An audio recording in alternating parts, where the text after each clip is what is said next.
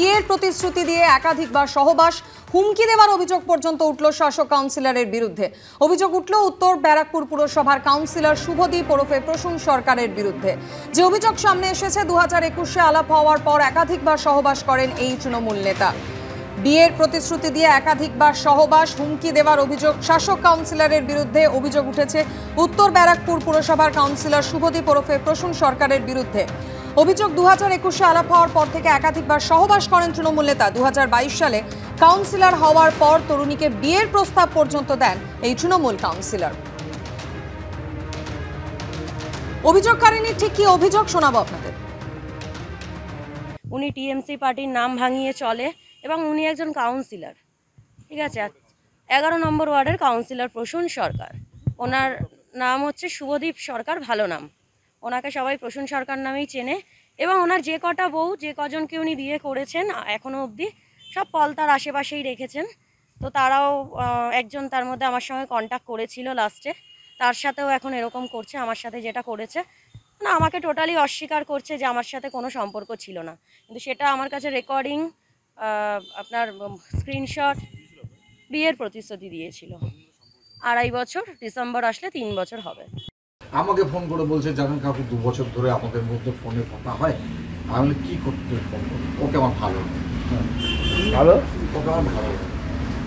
আপনার ছেলে তো বিয়ে, এখন বিবাহিত তো? আমার ছেলে মানে তার একটি ছেলে আছে, আমি সে কথাটিও জানিয়ে দিয়েছি যে তোমার মাথা থেকে ভূত তারাও, কারণ আমার ছেলেটি বিবাহিত এবং তার একটি ছেলে আছে। মেয়েটির ট্রিটমেন্ট করছে, অবিলম্বে মেয়েটির চিকিৎসা হওয়া দরকার, নাহলে ভবিষ্যতে আরও এমন কিছু করবে যার জন্য ওর সপরিবার আত্মীয় স্বজন মিলেও অপমানিত হবে রাস্তায়।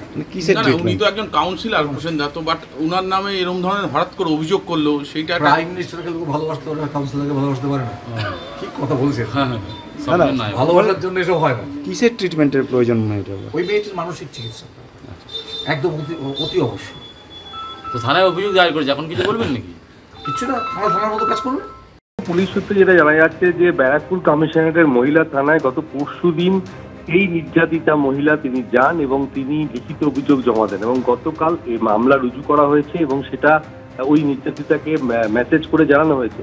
এখনো পর্যন্ত এ ব্যাপারে পুলিশের কোনো প্রতিক্রিয়া পাওয়া যায়নি।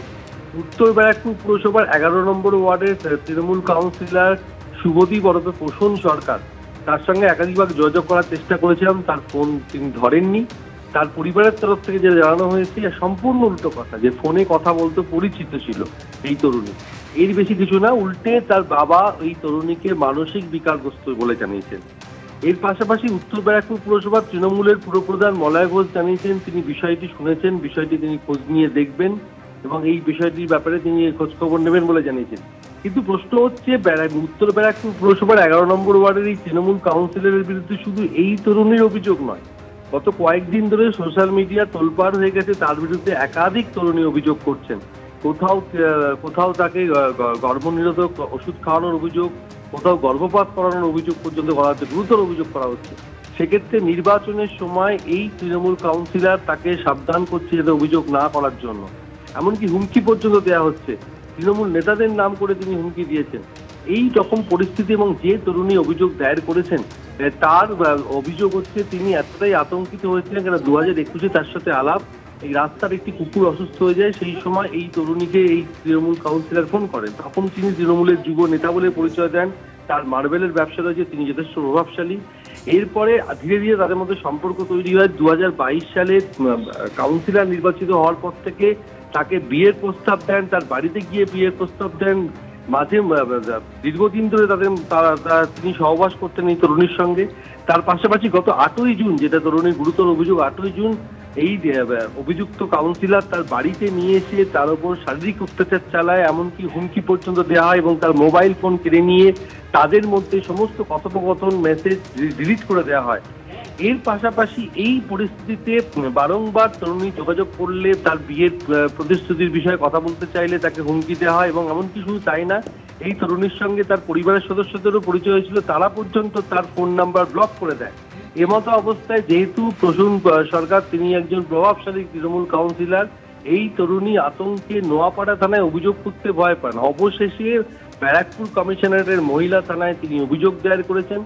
গতকাল তার বাড়িতে আমরা গেছিলাম, কাউন্সিলরের দেখা পাওয়া যায়নি। তার বাবা অদ্ভুত যুক্তি খাড়া করেছে, তৃণমূলের পুরপ্রধান বিষয়টি খতিয়ে দেখার আশ্বাস দিয়েছে, কিন্তু এই তৃণমূল কাউন্সিলরের বিরুদ্ধে একাধিক মহিলা এই শারীরিক নির্যাতনের অভিযোগ আনছেন এবং বিয়ের প্রতিশ্রুতি দিয়ে সহবাসের অভিযোগ আনছেন। যদিও এই তরুণী ইতিমধ্যেই মহিলা থানায় অভিযোগ দায়ের করেছেন, অভিযোগ পেয়ে পুলিশ তদন্ত। অবশ্যই তদন্তে আর কি কি তথ্য সামনে আসে নজর থাকবে সেদিকে। ধন্যবাদ।